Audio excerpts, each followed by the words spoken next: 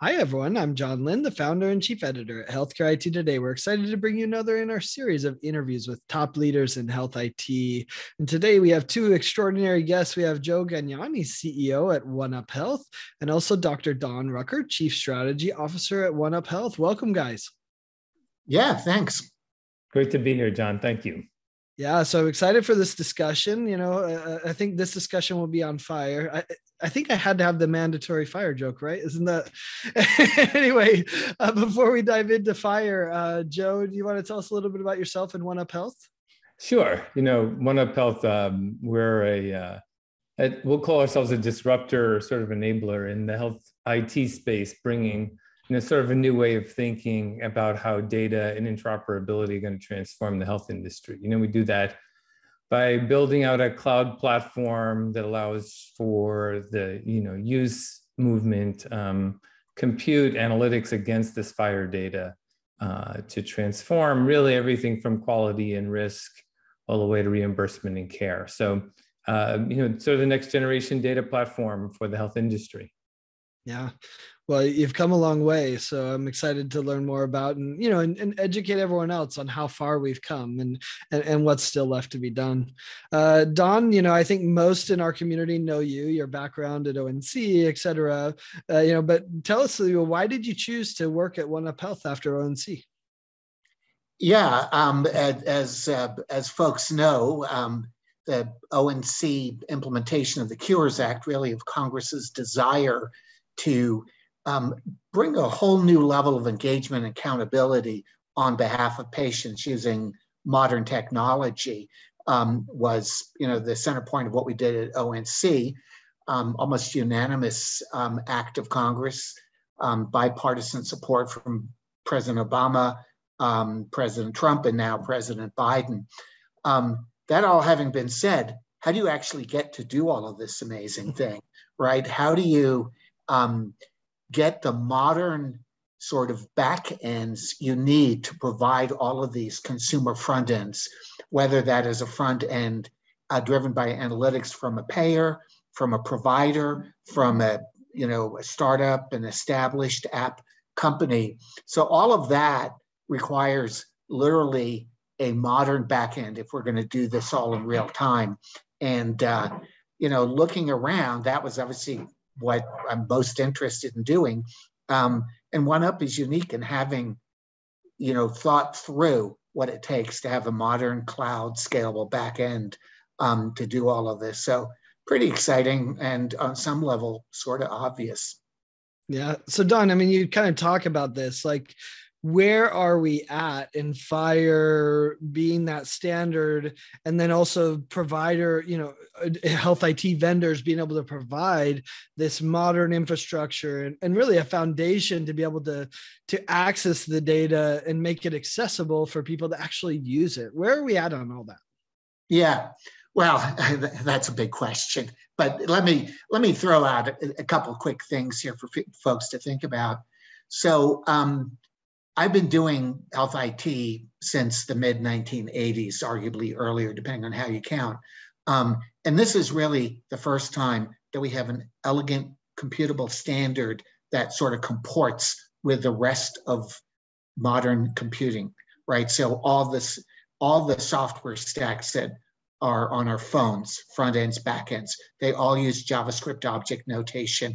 FHIR is the healthcare version of that. So for the first time, we've actually gotten health data technically aligned with, the rest of computing. And so that is huge. Now, I think your question, implies the, well, but what about type of thing, which is the data in the electronic medical records is all often bespoke private formats, right? They were all built before standards. And so there was no choice other than to do it. What Congress had with application programming interfaces without special effort is really the cherry on top of literally now 10 plus years of work in converting and making healthcare data FHIR enabled, right? So that was really literally the forcing function, but the technology has been there. And with the various rules and what vendors have done, even independent of the rules, all the major vendors have robust FHIR APIs up and running today. They may not have all turned them on for a variety of reasons, until the end of this year for the US core data, but they actually have made major steps to take their internal data structures and externalize them as FHIR resources. So that's the underlying dynamic of all of this. Standardized data converted from bespoke, private, and accessible data. Yeah, Joe, what would you add? And, and what are the use cases that you see really popping off and people using this? Not just, okay, talk of FHIR is great, but like, what do you see it actually being used? I think a place to start, John, is almost to say, every one of us over the past 25 years have experienced how common data standards and interoperability in other industries changed our lives. You can book a seat on an airplane using Kayak or Booking.com, and you couldn't do that 15 years, 20 years ago. You couldn't buy something online and have someone ship it and track it throughout by sending pictures to your phone, to your text messages. All of that experience we have, driven by the consumer. The back-end processes, for the most part, were proprietary. But then all of these industries said, if we're going to actually make a difference in people's lives and give them the capability that they have or would like to have, then you have to get to data standards. Like, let's stop arguing about how we move the data or how we store the data. That doesn't add much value. So in health, where we spend $3.8 trillion as an industry, 4 out of 5 patients feel they're not getting served properly. We're ranked probably 40th in the world, and we spend more money than anyone. And the only way to fix the system, it's not like doctors and nurses are bad. They do great work, Don included, right? But what the administrative systems that are sort of implicated in this by the way the federal government pays for health and how health plans sit in the middle of the whole relationship, the only way to sort of start down the path of doing the same kind of transformation is using this data. And so you start to see use cases that start with the simplest, which is what the ONC said, which is that a patient should be able to request their medical record. Like, you should be able to get that data, and you shouldn't have to get it in a fax format or get a printout and wait days, weeks, or months. I mean, healthcare, if of anything, should be run in real time. I mean, it's nice to have real-time information about my black t-shirt that's going to show up tomorrow, but I would rather know about my health data. And so we start at that patient level, and then we just continue to expand beyond that. The real win is going to be at the population level, when we can move population data securely, of course, with privacy included, all of the important elements of that, but then be able to draw insight from that, apply that both to the cost side of the model and the care side of the model, reduce risk, better quality. I mean, these are all things that everyone would like to have. The system hasn't worked that way because it's 100% proprietary, and we got to break out of that. Yeah. And I want to get to the population level eventually, but let's talk about what data is available today, using FHIR, and what isn't. I mean, Don talked about USCDI, every EHR vendor has adopted it. It's amazing what regulations can do to push that forward. How would you look at it, Joe, as far as what data is available and what isn't? Well, sort of following along the bouncing ball here.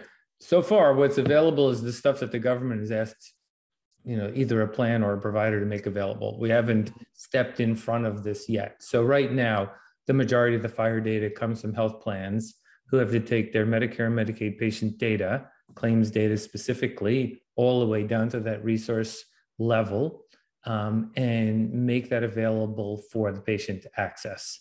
And so that's the predominance. So we have 31 million patients on our platform where we can get you down to the deepest resource level in FHIR. And that could be for that patient access or to run some analytics. We do also go out and get medical record data that's stored in FHIR from the EHR vendor. And so there are medical record data, it's just not as readily available. So we have to go out and build that interface to bring it together. So you start to see what happens when claims and clinical data come together. There are more that over time will end up, whether it's therapeutic data or device data, all of which will end up in FHIR in the same, repository. The good thing is that FHIR has been a very well documented over the past 20 years of evolution to articulate a standard data model across all elements. What's just not happened yet is all the data has not been converted. Yeah, well, it feels like we learned something from HL7 that we've now applied to FHIR. Is that a reasonable comment, or is that too simplistic? HL7 actually manages FHIR, to be right. quite clear, sure. right? So FHIR is an HL7 standard.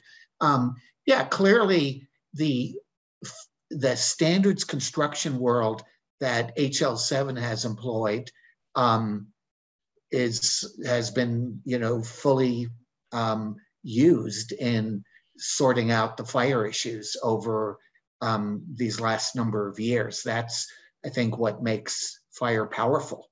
In fact, is that it has been through a formal standards vetting process. So is the challenge with FHIR, or maybe the weakness of FHIR, is that it hasn't been fully adopted, or they're still implementing that? As you said, I think it's a beautiful way to describe it. It's taking their proprietary data stored in EHR or wherever system it is and changing it to standards based. I think that was a beautiful way to describe it. Is that limited standard, because right now it's US CDI that's required, is that the biggest weakness, or are there other challenges that FHIR still faces? Yeah, I think the real challenge, I think there are two challenges, and they're utterly separate, coming from totally different corners of the world, I guess. So one is just any data representation in healthcare is innately complex. Yep. Just because every cell in our body is different, the biology of ourselves is vastly unique. And so if you're going to computationally represent something that's innately unique, that is, as I used to say in math class, non-trivial, right? So that having been said, we all use huge abstractions of this. Maybe some of the most problematic ones historically are things like billing codes, quality measures, so there's some huge abstractions. So we figured out ways to deal with that. The other issue is we are still, in many cases, incenting provider systems to not share data. The brutal reality of the world is that the federal incentives and payment have led to a world where provider systems have a huge incentive to capture high margin procedures, and they have built inward system IT architectures to capture referrals, to hire docs, and to, in fact, not share data under any circumstance. That's the business model that we have inadvertently funded over the last 50 years of the way we regulate prices. So what Congress said is, okay, let's try to open this up, right? That's what the Cures Act interoperability provisions are. Say, hey, if you want to hide it, even maybe ignoring their culpability in the underlying incentives, they'll say, at least we're going to make this available. CMS has obviously doubled down on that with the payer-to-payer API and payer-to-patient API requirements. And so what you have is biologic complexity that's often sort of a screen for, we can't share data, it's too complex. But ultimately the issues are more around the economics. Now, that having been said, as patients, of course, our agents are the payers, right? And, the payers are attacking this problem as well. They're aware of this. One of the things, obviously, that 1UP is quite involved with is integrating claims and clinical data so payers can actually be smart about what they're buying. They've never had the ability to be computationally smart about what they're buying. So all of a sudden, you have the payer side of this whole equation is starting to change materially, right? You have transparency on performance coming from lots of corners, but the ability to integrate claims and clinical data is huge on just what are we getting, what are we paying for? To the extent that providers are not, shall we say, fully engaged in this, what you've seen over the last 2 or 3 years are massive efforts by payers to actually become providers. The whole pay-vider model is sort of interoperability by force, right? If you're not going to share the data, that's fine. We're just going to internalize the whole operation. And notice what they internalize are the choice points, right? Primary care, access, control of resource use, right? So you have some very interesting dynamics. So when you look at interoperability, there are lots of things that are swirling, and FHIR is a little bit of the battleground where these things are happening and where people are, actively looking to gain competitive advantage through the smartest use of tools, just like the rest of the world, using software. Very interesting, sort of novel.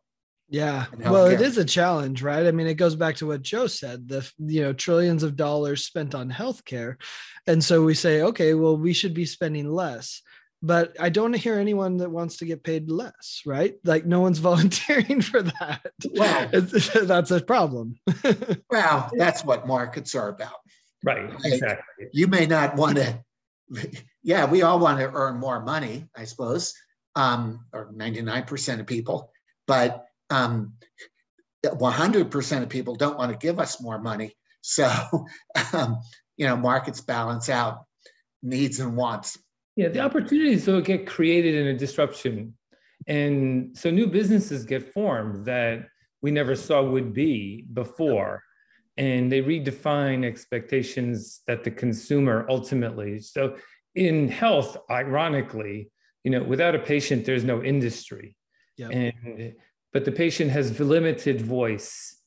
As they start to get voice, there's no way we're going to, because of the way the data can move and the data that's available, whether it's on a smart device, like I can go today and order a glucose monitor just online and connect it and have it start to teach me about, my consumption of sugar. And then I can go to a company who can then analyze that for me and tell me what care plan I can be on. And they actually are hiring doctors themselves. I don't even need the system. I might need a little bit of money, but these are very inexpensive ways of taking very expensive patient care, taking it early in its life and actually improving the experience for that patient. These are just like little microcosms of the potential. In that, billions of dollars of opportunity to be created. So yes, every legacy company, General Motors in 1978 had 52% market share. They now are down at around 15%. Why? Because they stopped paying attention to the customer need. And it's going to happen the same way. Just because these guys don't want to share data and providers have a monopoly does not mean that endures. And so they will either have to evolve or they will be replaced. There is no sort of or they'll be marginal, right? And so the only question for all of us anymore is what's the time horizon, not is there a different outcome at the end of this path? Interesting.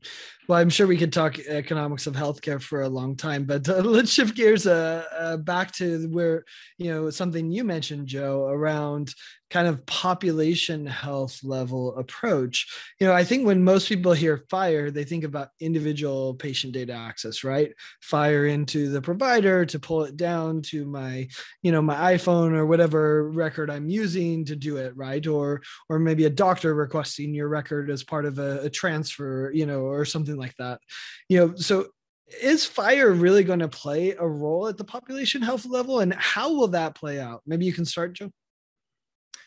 Yeah, and then Don can certainly comment on, that the bulk FHIR API might have been the most significant part of the act that was really going to allow for the bulk movement of data. And so, yes, you're right. There's this API that allows for patient access, but under treatment payment operations, you can make a request to get bulk access roster of patients. And then in that, you start to have access to data that you never had before. And so as we start to see that happen, and the same can happen on a payer-to-payer request. It doesn't just have to be for the patient. It could be for a roster of patients. So then you have all this data, and now you can start to run analytics. So even something as simple as we announced a SQL on FHIR user interface that would allow you to take all the data you have and start to run very simple queries that have never been able to run before because you didn't have a common data set. Mm-hmm. And so we're sort of in a walk stage, but really getting moved to a run stage because of this ability to get, bulk data through the FHIR API. Yeah, I think we have historically looked at interoperability from a very, very narrow lens of getting one person's medical record to one other provider, or maybe one other provider system, right? That's an extraordinarily narrow view of data movement, of computing. And it certainly doesn't allow anything to do with major things like population health, social determinants of health, configuration of delivery systems, measurement of quality, or measurement of performance. What we took the opportunity, since people had done the heavy lifting of converting their proprietary data elements into FHIR data elements, is and this is work with kudos to Ken Mandel at Boston Children's, we put together the bulk FHIR standard that is a requirement at the end of this year for the US core data for interoperability. So med list, problem list, some of the notes, things like that, to expose that API for an entire population of patients. So all of a sudden, you will, if the two parties agree, have for the first time ever in American medical history, robust computational comparability and accountability for care. We have never had a computable way of doing that. Now, that having been said, these are, as Joe mentioned, under the classic treatment payment operations, the way payers and providers exchange data today. So in the past, providers have said, well, my data is too idiosyncratic. I can't put it out. There have been lots of these, very bespoke data fields for the narrowest of purposes at huge cost. Now, if both parties agree, they can get it in a standardized way. And, obviously, I think some providers will say, hey, I'm not sharing that data, but it won't be for want of a technical standard.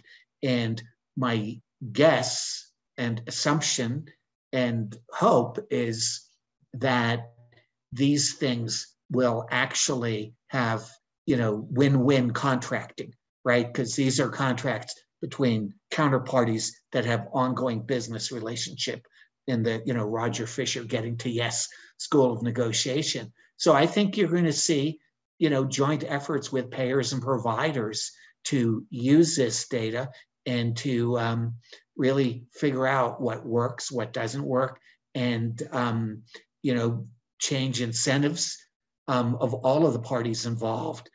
This is now possible really for the first time ever in a robust way. This scales in terms of impact orders of magnitude more than classic narrow gauge quality measures, which has been our prior attempt to purchase value in healthcare over the last 20 years. Yeah, it is such a huge change in mindset. I've often said to people, the problem with interoperability, the challenge of interoperability in healthcare is that we're kind of asking Pizza Hut to share their customer list with Domino's across the street. And yet that's kind of what we want from healthcare organizations, right? Because it's the right thing to do for the patient. But as you said, will they agree to it? I think that's the golden question, no? In markets that are functioning, people have to share data. You can move your money between bank accounts and brokerages. Joe mentioned the travel. We can decide whether we want to use, English system or metric wrenches, but ultimately there are two sets of wrenches. Yeah. In functioning markets, consumers enforce interoperability of goods. It's sort of a bizarre measure of healthcare that enforcement is very weak and has really only historically been about internal provider efficiency. Yeah. I mean, we're thinking, if we go back 25 years, it was actually Congress with HIPAA, which is now sort of a privacy law, but it was actually the HIPAA Act that required payers and providers to do X12, electronic data exchange, for claims, right? Yeah. Before then, there was not electronic data exchange in any material way. So, the government giveth, the government taketh away. There's, there's a funny history to all of this. But the excitement is that modern technology is leapfrogging some of these things. And we've seen this in almost every industry in the rest of our lives. I think healthcare is soon to follow. Yeah. Joe, what were you going to add to that? Well, I think that when you have something of this kind of scale, that operates in a very integrated and, an embedded way, that does feel like it's hard to change, and yeah, it sounds like no one wants to share, but it goes back to, that the consumer is going to have more choice. Even COVID provided an opportunity for remote diagnostic care that we weren't able to sort of accept for probably the next 10 years. And so we're changing how the delivery system works. We're changing the way that you get access to care. We can even change the cost model around it. And yeah, there are big systems that will somewhat resist, but like every adoption curve over the history of technology, early adopter, early majority, late majority, and the laggards. Laggards will stay where they are and they'll become less relevant over time. And that the early adopters will start to continue to get new patients. They're going to get employer-related plans instead of just normal health plans as a place to get different kinds of care. We have different, health systems that are coming up that operate, in a much more localized fashion. And so I think that it's all sort of pointing. And the good part, so in the past, it would have been very expensive to try to articulate how you could use a cloud platform. Well, that's already there for us. It'd be hard to articulate a data standard. Well, now we have FHIR that can do that for us. We have a security standard with HIPAA. Like all the piece parts are already there. So the time to change isn't that long because you don't actually have to do anything special. I mean, we've sort of mastered the conversion of this data into FHIR, take the legacy data, map it to FHIR, ETL it onto a cloud platform. We can do that for any size plan, in just months, a couple of months, and get that done.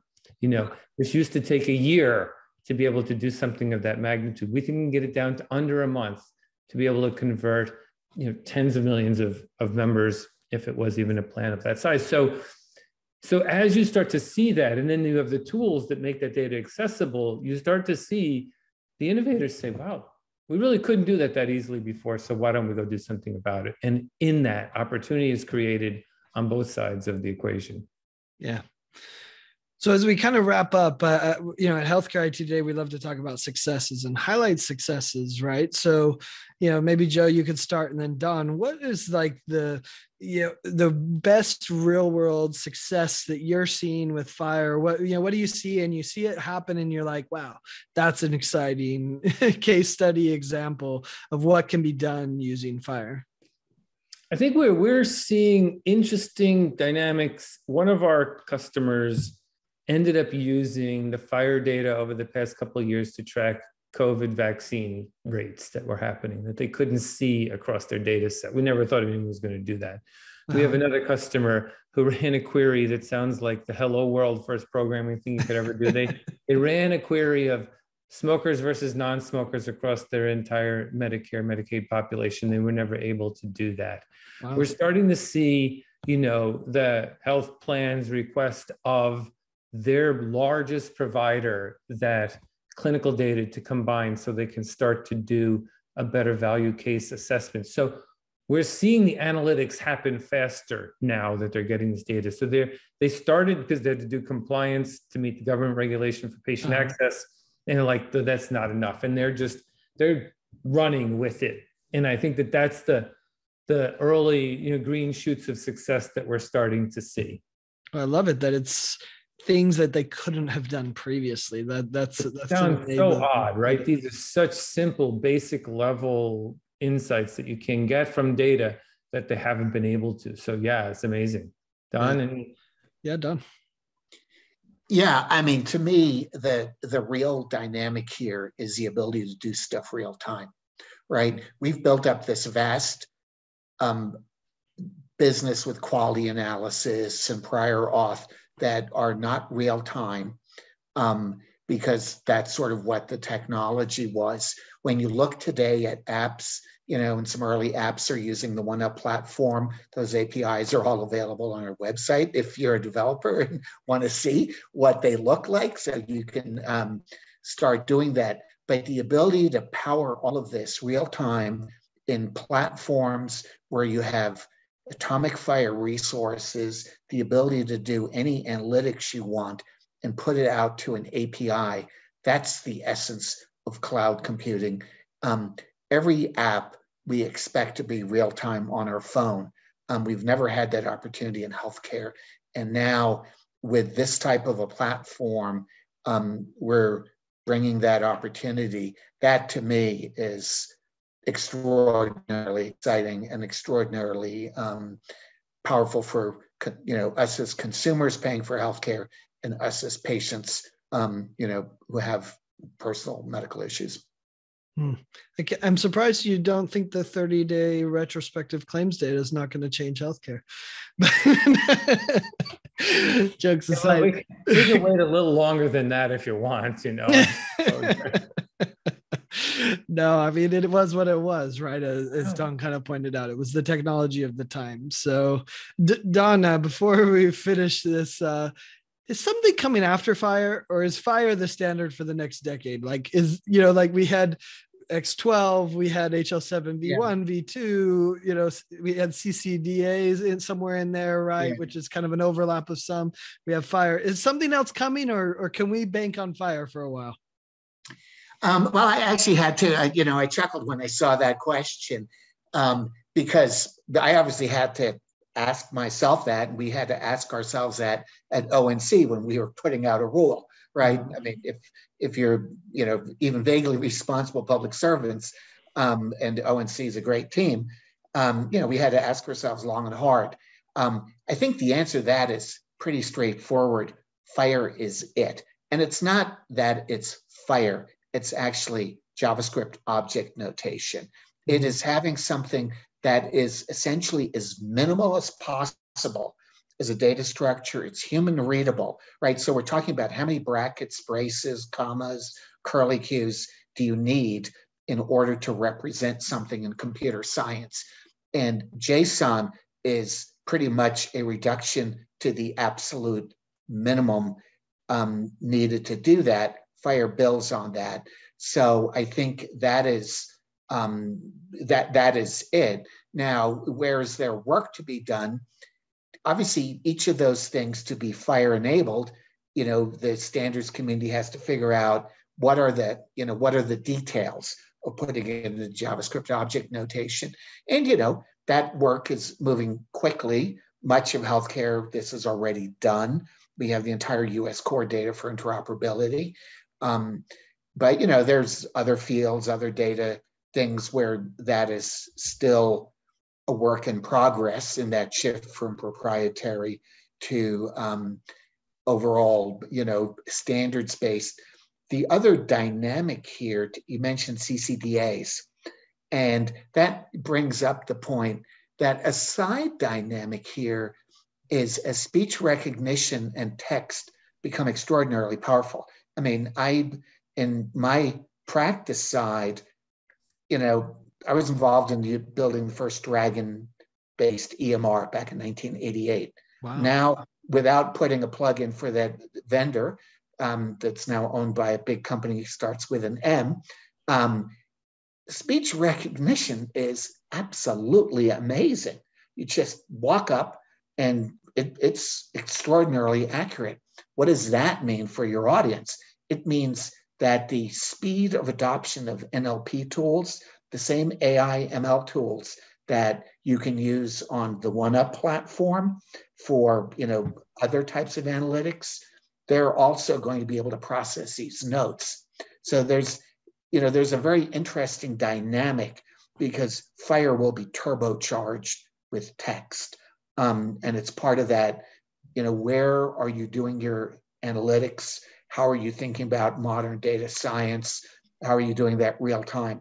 It all blends. So I think the advances will actually come in the use of the platform and generating insights. I don't think there will be any need for changing the underlying data representation. That's my 2 cents. Yeah. Well, it sounds like Joe's made a good investment and 1upHealth's in a good place then. You'll be happy. Excellent. Well, this was a great insight into what's happening with the FHIR data standard and obviously the work you do at 1upHealth. So thanks so much. And thanks everyone for watching and listening. If you want to find more great healthcare IT content like this, be sure to check it out at healthcareittoday.com or search for Healthcare IT Today on your favorite podcasting application. Thanks, guys. Appreciate your insights. John, thanks so much. John.